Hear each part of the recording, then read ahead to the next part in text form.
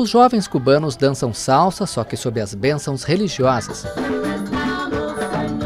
A banda Acrisolada da cidade de Santo Espíritus, em Cuba, tenta imprimir um toque juvenil à religião para reavivar a tradição católica na ilha comunista.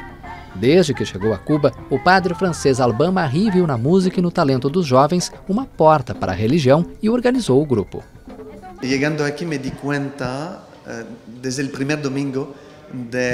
Chegando aqui me dei conta desde o primeiro domingo do potencial dos jovens e da música. Pouco a pouco montamos o grupo que passou a fazer shows de evangelização. E pouco a pouco montamos um grupo que se dedicou a dar concertos de evangelização. Acrisolada, entre outros significados, quer dizer virtude. A banda tem no repertório rock, funk, boleros, disco e todos os ritmos cubanos. Além dos shows na igreja e em praças, Marie montou um estúdio de gravação para divulgar a banda em CD e na internet. O padre admite que a visita do Papa Francisco a Cuba é a chave na missão de levar a população local de novo às igrejas.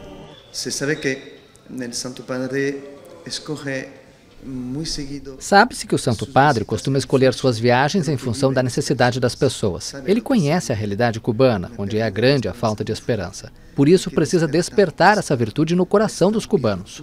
Que é uma virtude teologal nos corações dos cubanos. A visita do Papa Francisco a Cuba é a primeira escala de uma viagem que inclui os Estados Unidos. O Santo Padre foi figura importante na reconciliação entre os dois países após mais de 50 anos de afastamento.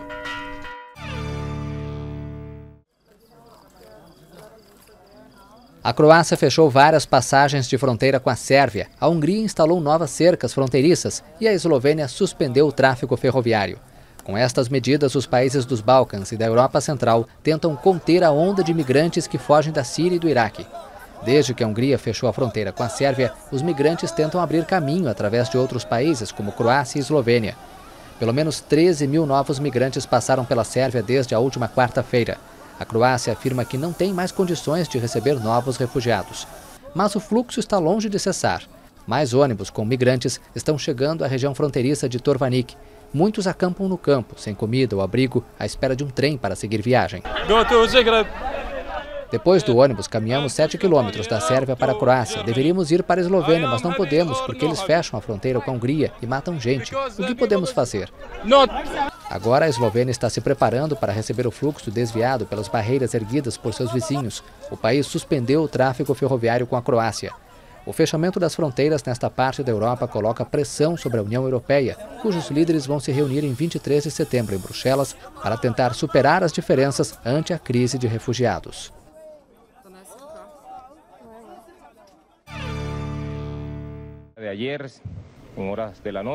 O exército venezuelano informou o acidente de um de seus aviões na fronteira com a Colômbia. Nenhuma autoridade deu detalhes sobre o que aconteceu com os pilotos. Foi determinada a ativação imediata de um grupo de investigação do governo especializado em acidentes aéreos. O objetivo é descobrir as possíveis causas do desastre e tomar medidas necessárias para a localização dos pilotos. A Venezuela aumentou a presença militar na fronteira com a Colômbia desde 19 de agosto, quando Caracas mandou fechar vários setores de passagem na área limítrofe entre os dois países. De acordo com o governo de Nicolás Maduro, a medida foi tomada depois que militares venezuelanos foram atacados por paramilitares colombianos. O Hajj é o nome dado à peregrinação realizada pelos muçulmanos à cidade santa de Meca. É considerado um dos pilares do islamismo e deve ser realizado pelo menos uma vez na vida, desde que o fiel tenha meios econômicos e saúde. O Hajj só pode ser realizado no último mês do calendário islâmico. Este ano, a peregrinação acontece ainda sob o impacto da morte de mais de 100 pessoas pelo desabamento de uma grua na grande mesquita de Meca. Esta é a primeira peregrinação que é realizada sob o reinado de Salmão, que chegou ao trono em janeiro. As medidas de segurança em torno do Hajj serão importantes, já que o grupo Estado Islâmico reivindicou nos últimos meses vários ataques contra mesquitas xiitas na Arábia Saudita, Kuwait e Iêmen. O número de fiéis na peregrinação deve passar de 2 milhões de pessoas provenientes de todo o mundo.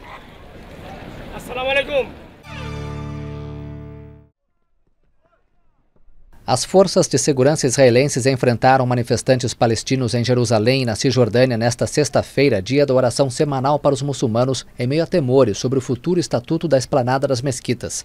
Em Jerusalém, 3 policiais foram feridos por um artefato incendiário que atingiu uma viatura. 5 palestinos foram presos, entre eles 3 menores.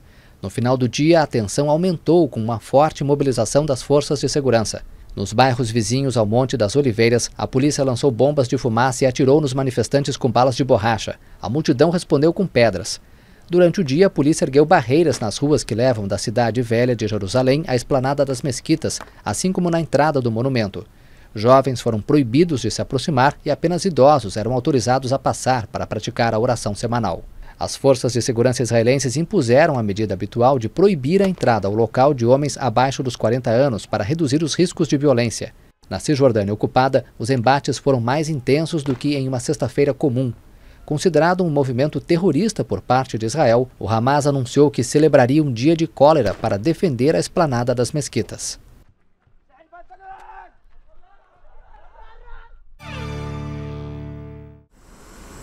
A visita do Papa Francisco à Ilha Comunista atrai atenção internacional e inclusive personalidades. A presidente da Argentina, Cristina Kirchner, já está em Havana para assistir à missa do chefe da Igreja Católica na Praça da Revolução.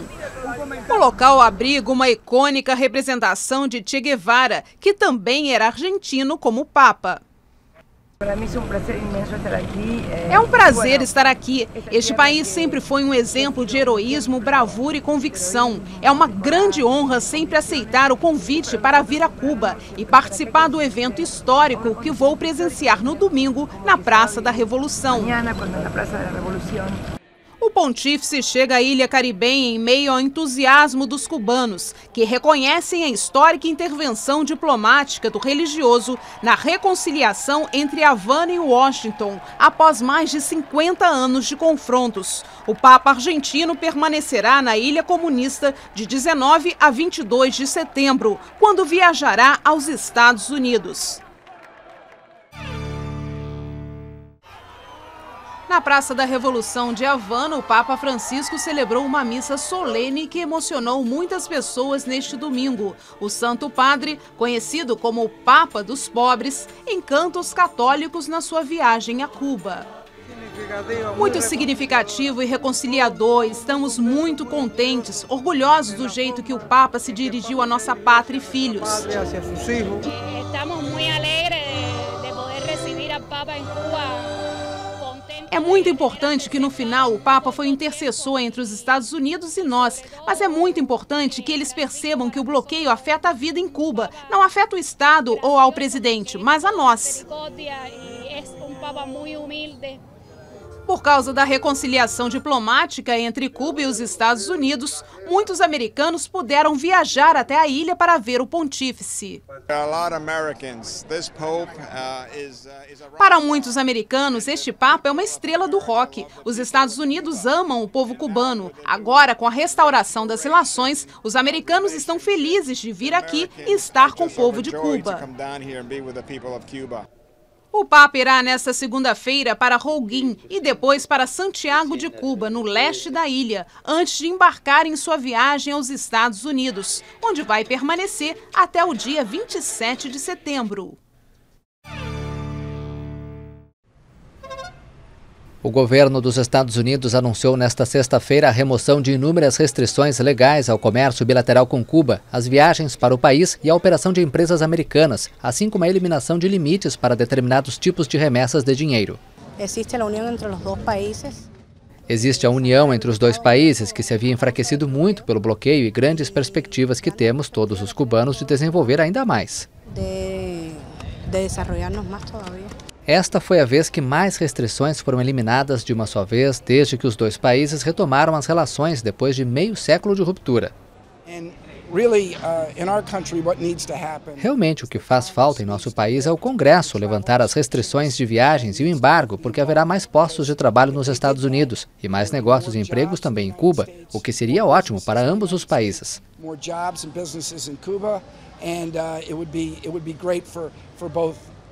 As medidas anunciadas nesta sexta-feira não afetam o grosso do embargo econômico, que só pode ser removido pelo Congresso americano. A Praça da Revolução em Havana estava lotada. Milhares de pessoas reunidas para a primeira celebração do Papa Francisco em Cuba. Entre os 3.500 convidados oficiais estavam a presidente argentina Cristina Kirchner e o colega cubano Raúl Castro. Na homilia, durante a missa campal solene, o Papa argentino não abordou diretamente a situação política na ilha, nem as relações com os Estados Unidos. O pontífice preferiu alertar que há uma necessidade de servir aos mais frágeis. O servir sempre olha para o rosto do irmão, toca sua carne, sente a proximidade e até mesmo em alguns casos o sofrimento e procura ajudar. Por isso que o ato de servir nunca é ideológico, ou seja, não serve a ideias, mas às pessoas. O pontífice advertiu ainda sobre a ambição pessoal e o individualismo em uma época de transição econômica e política. Francisco homenageou os cubanos, que, segundo ele, é um povo que tem gosto pela festa, pela amizade e pela beleza. A Praça da Revolução foi o local onde os papas João Paulo II, em 1998, e Bento XVI, em 2012, também celebraram missas. Uma cerimônia de santeiros no centro de Havana. Este é Marcelo, que quer agradecer a São Lázaro, que no culto afro-cubano é Babalu Aê. Frutas, alimentos e dinheiro são oferendas aos santos mais populares da ilha, depois de uma cirurgia espiritual bem-sucedida. Aqui, o ateísmo, os deuses iorubás e os santos católicos convivem sem dissensões. E, bueno, el hecho de ser cubano é um orgulho para todos nós. O que os cubanos fizeram nos deixa orgulhosos. Você pode ter as duas coisas, praticar sem desavenças entre elas. É o mesmo nível e tem o mesmo peso a Igreja Católica e a afro-cubana. Mantengo as duas ao mesmo nível e le doy o mesmo peso a católica e a afro-cubana. No século XVII, os colonizadores espanhóis enviaram milhares de escravos para o cultivo de cana-de-açúcar e café em Cuba. Muitos vieram da África Ocidental, com crenças que acabaram proibidas. Para manter o culto, alguns orixás, como no Brasil, ganharam nomes católicos. A Revolução Cubana era, em princípio, hostil à religião. Mas em 1992, o Estado deixou oficialmente o ateísmo e se tornou laico. Nosso comandante-chefe e outras pessoas solidárias entenderam que cada pessoa tem o direito de escolha. Por que esconder o que sentimos se essa fé veio de nossos antepassados? Isso vem de muitos séculos e não pode acabar. Esto viene de muchos siglos, de los siglos atrás. Esto no lo puede acabar nadie. A democracia religiosa vive atualmente entre os cubanos. Francisco é o terceiro papa em menos de 20 anos que visita o país caribenho. Uma viagem que definitivamente marca o renascimento religioso da ilha comunista, onde 70% dos moradores seguem rituais africanos e se definem como católicos e santeiros.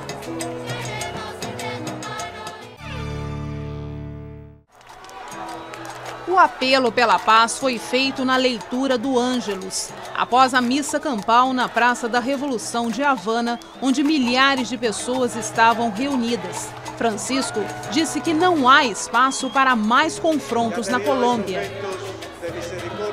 Por favor, não temos direito a permitir-nos... Por favor, não temos direito de permitir outro fracasso neste caminho da paz e de reconciliação.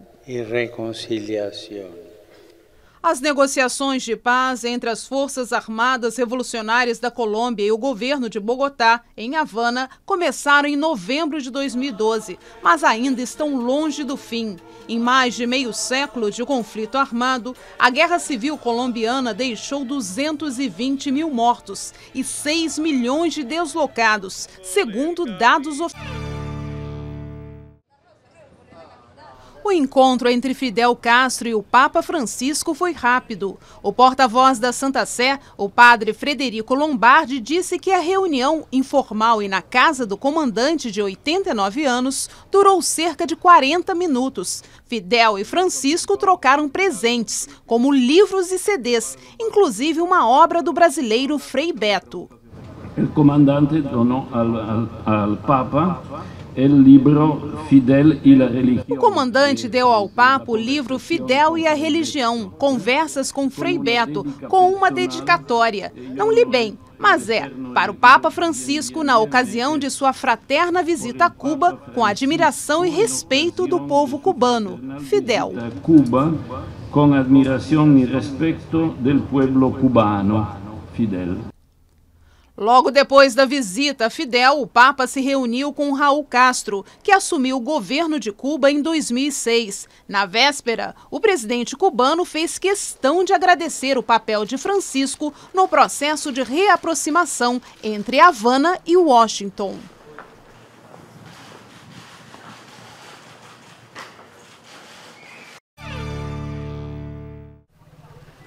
A tragédia foi uma das piores da recente história do Sudão do Sul, o país mais novo do mundo.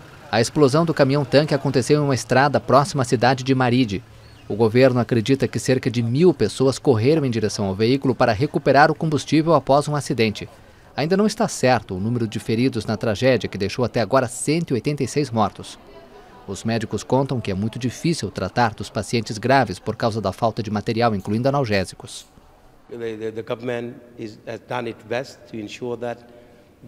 O governo faz o melhor possível para cuidar dos sobreviventes que estão sendo retirados do hospital de Maridi. O local está superlotado. 2 helicópteros estão transferindo os pacientes em estado mais grave para a capital Juba. Se for necessário, alguns feridos podem ser transferidos inclusive para outros países. Os vazamentos de combustível e os acidentes de caminhões-tanque geralmente atraem multidões no Sudão do Sul. As pessoas se aproximam para recuperar um pouco do material, o que muitas vezes provoca mortes. O Sudão do Sul vive uma crise econômica agravada por mais de 21 meses de guerra civil, que provocou uma inflação galopante e o aumento do preço dos produtos básicos, incluindo alimentos e combustível.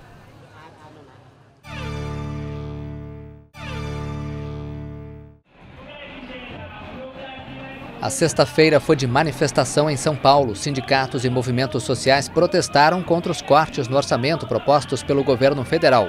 Os manifestantes se reuniram no MASP, na região central da cidade. Logo depois, caminharam pela Avenida Paulista.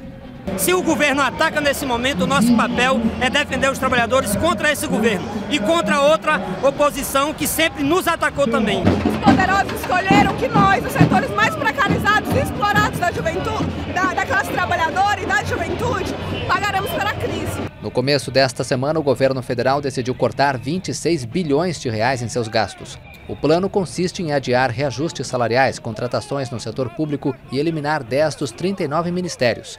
Além disso, haverá cortes nos programas sociais de saúde e moradia. O governo também quer o retorno da CPMF como forma de aumentar as receitas.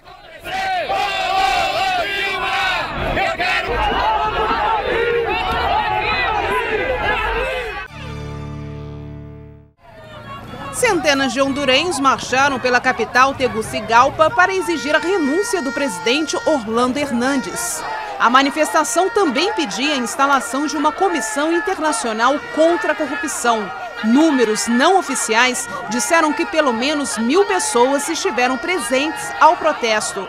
As manifestações no país da América Central começaram em maio, quando a promotoria comprovou que 330 milhões de dólares foram extraviados da Previdência. O presidente Hernández reconheceu que pelo menos 94 mil dólares desse montante foram destinados à campanha que o levou ao poder.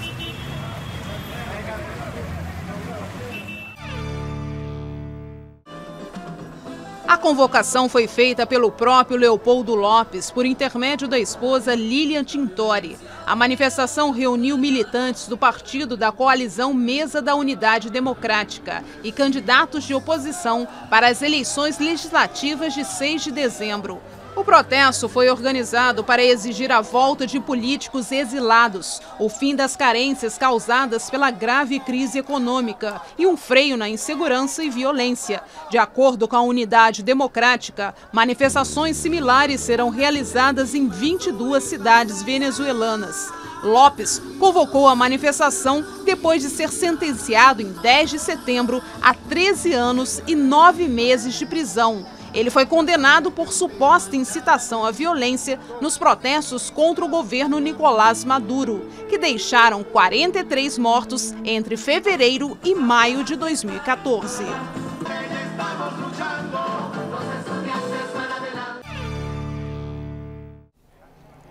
A vitória de Alexis Tsipras, líder do partido de esquerda Syriza, foi confirmada neste domingo. Com cerca de 60% dos votos apurados, o Syriza, liderado pelo ex-primeiro-ministro, teve 35,43% dos votos, uma vantagem de mais de 7 pontos sobre seu grande rival Nova Democracia, de Evangelos Meimarakis, que teve 28,31% dos votos e reconheceu a derrota. Tsipras vai formar uma coalizão de governo com Gregos Independentes, um partido de direita soberanista. O principal desafio da equipe vai ser a estabilidade da economia grega. Um resgate financeiro de 86 bilhões de euros ao longo de 3 anos com os credores internacionais foi acertado em julho. Mas, em troca, o país deve implementar duras medidas que desagradam a população.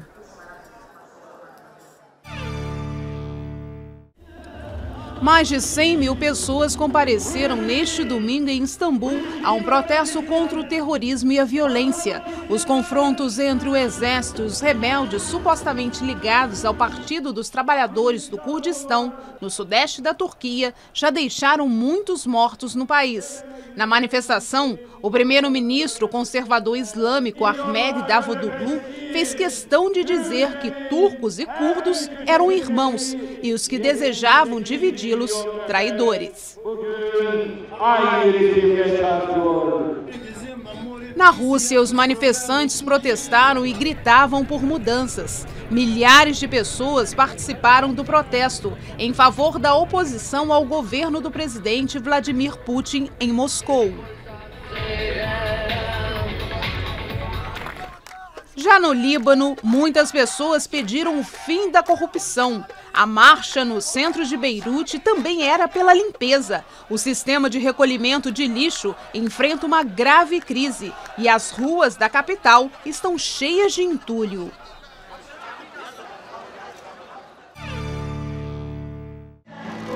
Quem não conhece essa música? É o Rock in Rio que volta a embalar o Rio de Janeiro e o Brasil. Há 30 anos, o maior festival de música do país foi a primeira grande oportunidade para milhares de jovens terem um contato mais forte com bandas internacionais. A festa do rock continua empolgando gerações 3 décadas mais tarde e após ter realizado inclusive edições em outros cantos do planeta. O evento realmente não encanta apenas os brasileiros. Vim ver o rock, gosto de rock. Olha o que tenho, Led Zeppelin. Espero que seja muito bom, porque eu quero curtir muito. Todo ano a gente vem, é muito bom.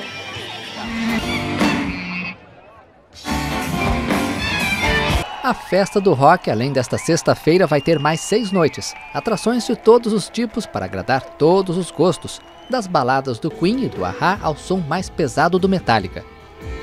E quem cansar dos acordes dá para brincar de tirolesa e até de montanha-russa. Com tanta atração, ninguém consegue ficar parado.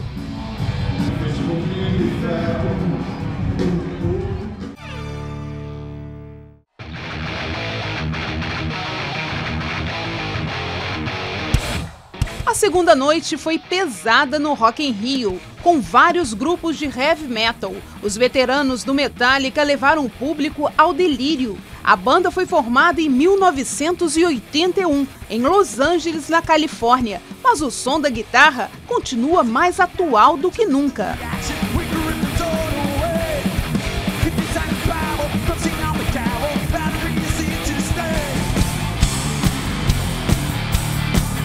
A banda banda Motley Crue, que já vendeu mais de 100 milhões de álbuns, também empolgou os fãs de todas as idades. Ninguém ficou parado.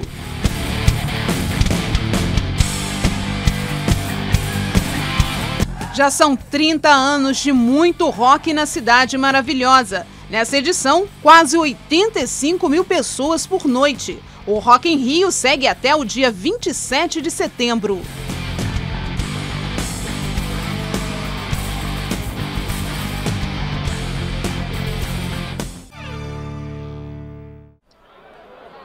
A Oktoberfest é um dos mais tradicionais eventos da Alemanha e começou neste sábado em Munique, no sul do país. São quase 200 anos de festa. É o maior festival dedicado à cerveja em todo o mundo. A Oktoberfest tem este nome porque era celebrada em outubro para comemorar o casamento de Ludwig II da Baviera. Mas a antecipação, por causa do clima ameno, tem sido frequente nos últimos anos. Nos 16 dias de festa, 6 milhões de pessoas devem comparecer ao evento e render quase 1 bilhão de euros para a economia local.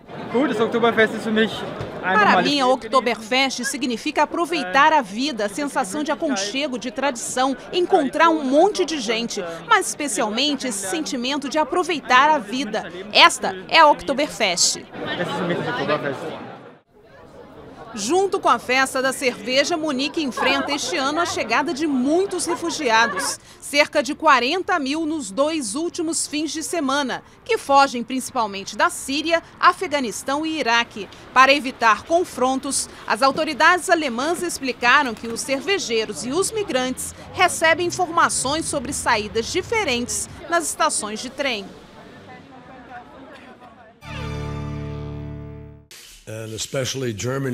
O secretário de Estado americano John Kerry, que estava ao lado do ministro das Relações Exteriores alemão Frank-Walter Steinmeier, afirmou que um apoio militar à Síria por parte da Rússia ou de qualquer outro país pode atrair mais extremistas e possibilita ainda o fortalecimento do regime de Bashar al-Assad. O secretário também elogiou o comportamento da Alemanha ao longo da crise migratória que atinge o continente europeu. Berlim espera receber entre 800 e 1 milhão de pedidos de asilo até o final do ano.